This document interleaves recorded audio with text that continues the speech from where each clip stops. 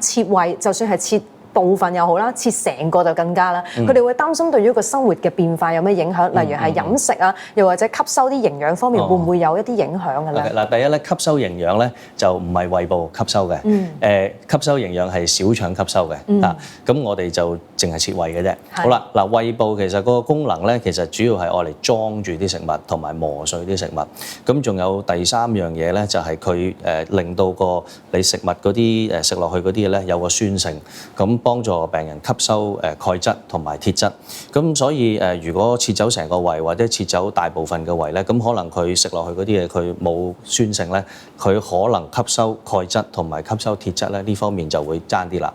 咁另外一樣嘢咧就係佢個胃裝少咗嘢嚇，咁變咗咧個病人嗱，其實就唔影響佢食啲乜，其實佢食乜都食到嘅，佢係一次過個量咧唔能夠食咁多。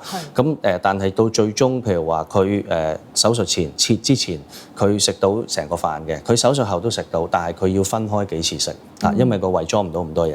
咁同埋最後就係你頭先問到切晒成個胃同埋唔切晒個最大分別就係咩咧？因為胃部咧仲有最後一個功能咧，就係幫助人體吸收維他命 B12嘅。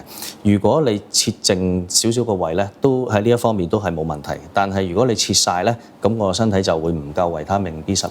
咁好多時候我哋做開咧，就係如果切晒個胃嘅病人咧，就會轉介佢去1個月打1次維他命 B12針。